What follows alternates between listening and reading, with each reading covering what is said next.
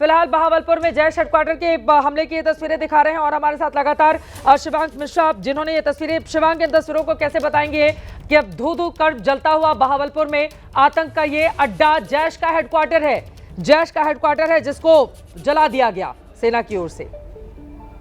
जी बिल्कुल चित्रा, देखिए ये वही जैश का हेडक्वार्टर, ये वही हेडक्वार्टर है जहां पर पहलगाम हमले की साजिश रची गई थी। ये वही हेडक्वार्टर है जहां पर बैठकर पहलगाम हमले की पूरी भूमिका बनाई गई थी। और आज ये पूरा जैश का हेडक्वार्टर आप देख लीजिए कि किस तरह से तबाह हो चुका है, मिट्टी में मिल चुका है और किस तरह से धू-धू करके जल रहा है।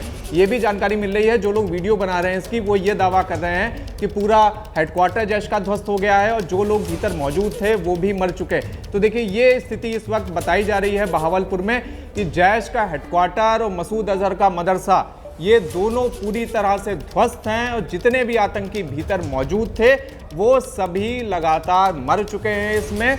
तो ये स्थिति इस वक्त दिख रही है। देखिए अब सीधे कि किस तरह से ये जैश का हेडक्वार्टर, किस तरह से आग लगी पड़ी, किस तरह से यही हेडक्वार्टर है जहां पर बैठकर एक हमला नहीं, कई सारे भारत में हमले, चाहे कंधार हाईजैक हो, चाहे उसके अलावा पुलवामा हो, कई सारे हमलों की प्लानिंग यहाँ पर करी गई, कई सारे हमलों की प्लॉटिंग यहाँ पर करी गई। 2 महीने पहले खुद सैफुल्लाह कसूरी और रऊफ असगर यहाँ पर बैठकर पहलगाम हमले की यहाँ पर साजिश रच रहे थे। और आज आप देख लीजिए कि किस तरह से यही हेडक्वार्टर धू-धू करके जल रहा है, यही हेडक्वार्टर ध्वस्त हो चुका है। 19 अप्रैल को यहीं पर ही हमास का पूरा डेलीगेशन आया था जहां पर हमास के आतंकी मौजूद थे और लगातार ये पूरी योजना बन रही थी कि किस तरह से पहलगाम में हमास जैसा अटैक करा जाएगा। लेकिन आज स्थिति यही है, समय की करवट यही है। जिस तरह से प्रधानमंत्री मोदी ने कहा था कि पहलगाम हमले का पूरा बदला लिया जाएगा, तो आप देख लीजिए कि किस तरह से पहलगाम हमले का ये पूरा बदला भी लिया गया है और खुद पाकिस्तान सबूत दे रहा है। ये सारी वीडियोस लगातार पाकिस्तान से आ रही हैं कि किस तरह से जैश के हेडक्वार्टर को भारत ने आज आखिरकार तबाह कर दिया। ये वो हेडक्वार्टर है जो पिछले 30 साल से लगातार भारत में आतंकी हमले करवा रहा था, लगातार भारत में लोगों की जान ले रहा था, लेकिन आज आखिरकार ये हेडक्वार्टर पूरी तरह से ध्वस्त हो गया और इसके भीतर जो आतंकी थे वो भी मौत की घाट उतर गए। जी चित्रा, अब जल्दी हालांकि अभी कंफर्मेशन तो नहीं है, लेकिन अगर 24-25 मिसाइलें हमने दागी हैं पाकिस्तान के आतंकी अड्डों पर, तो कितने लोग मारे गए होंगे? एक अंदाजा शिवांक, कितने आतंकी मारे गए होंगे? देखिए जो जानकारी मिल रही है कि जैश के हेडक्वार्टर में आज के 15 दिन पहले तक 150 लोग थे। ये जानकारी मिल रही थी कि 150 से ज्यादा आतंकी वहां पर थे जैश के हेडक्वार्टर में, और वो हर समय उनका मतलब नंबर ऐसे ही फ्लक्चुएट होता है 150 से 200 के बीच में। जब ट्रेनिंग करने के लिए यहाँ पर आतंकी आते हैं तब उनकी संख्या 200 के आसपास हो जाती है, वरना 150 का तो नंबर रहता ही रहता है ऑन एन एवरेज। और ये इस जैश के हेडक्वार्टर में रऊफ असगर रहता है, उसके अलावा मसूद अजहर का जो बेटा है वो रहता है, तलहाल सैफ यहीं पर ही रहता है। और देखिए इसी पुष्टि का भी हम लोग लगातार इंतजार कर रहे हैं कि जो हमला हुआ है इसमें जो लोग मरे हैं क्या वो रऊफ असगर है कि नहीं, तलहाल सैफ है कि नहीं, क्योंकि जितनी जानकारी मिल रही है, जितना इंटरसेप्शन अब तक हुआ था, उन सबके मुताबिक तलहाल सैफ भी यहां पर था और रऊफ असगर भी यहीं पर ही रहता था। अब देखिए अब से कुछ ही देर में लगातार पुष्टि भी आ जाएगी और पाकिस्तान की मीडिया की तरफ से खुद ही आ जाएगा कि मरने वालों के क्या क्या नाम है। जी जल्दी से मेघा, अगर 25 मिसाइलें दागी गई हैं जैसा कि पाकिस्तान खुद ही दावा कर रहा है, कितने आतंकी मारे गए होंगे?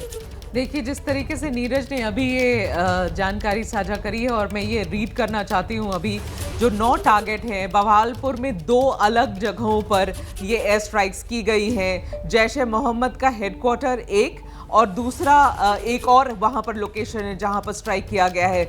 मुरीदके में लश्कर तैयबा के हेडक्वार्टर में स्ट्राइक किया गया है। मुजफ्फराबाद में हिजबुल मुजाहिदीन के अड्डे पर एयर स्ट्राइक किया गया है।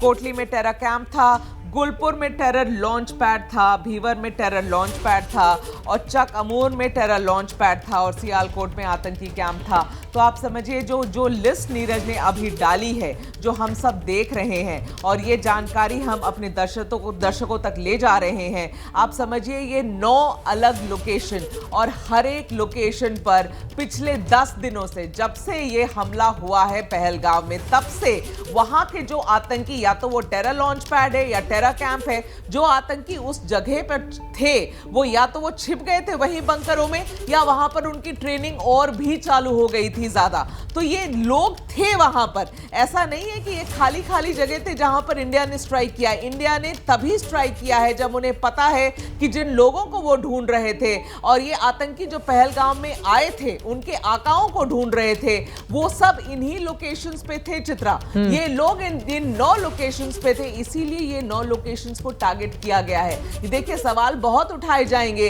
लेकिन भारत ने भी ठीक तरीके से समय लिया, अपनी जानकारी इकट्ठा करी, इन्वेस्टिगेशन शुरू किया।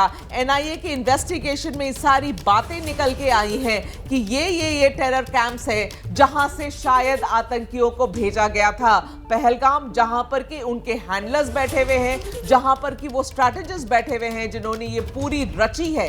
ये जो घटना हुई है पहलगाम में, जो खून खराबा किया है इन्होंने पहलगाम में, जहां धर्म के नाम पर अलग अलग करके औरतों को उनके पतियों से अलग करके उनके पतियों के सर में गोली मारी है, वो जो हुआ है, उनके आका इन्हीं 9 जगहों पे बैठे हुए थे चित्रा। इसीलिए भारत सरकार ने चुन चुन के इनको मारा है। और जब प्रधानमंत्री ने ये बात कही थी कि इस तरीके का बदला होगा जो आपके कल्पना से परे होगा, मुझे याद है उस दिन इस आतंकी हमले के एक दिन बाद प्रधानमंत्री बिहार में जब कह रहे थे तो उन्होंने ये पहला लाइन यही कहा था कि याद रखिएगा, जब बदला होगा तो आपकी कल्पना से परे होगा। और ये है वो बदला जो उनके कल्पना से परे होगा, और वो भी ऐसे दिन जब पाकिस्तान ने शायद ये सोचा कि भारत मॉक ड्रिल करने वाला है। सबसे अहम यही है। बिल्कुल बिल्कुल, जानकारी ये साझा करी गई थी ना, भारत सरकार की तरफ से साझा करी गई थी कि हम मॉक ड्रिल करने वाले हैं, आपको ABCD स्टेप्स उठाने पड़ेंगे। लेकिन हुआ क्या, ये आपने जिसको मॉक ड्रिल सोचा वो प्रिसिशन स्ट्राइक थी, आपके घर के अंदर घुस के स्ट्राइक थी।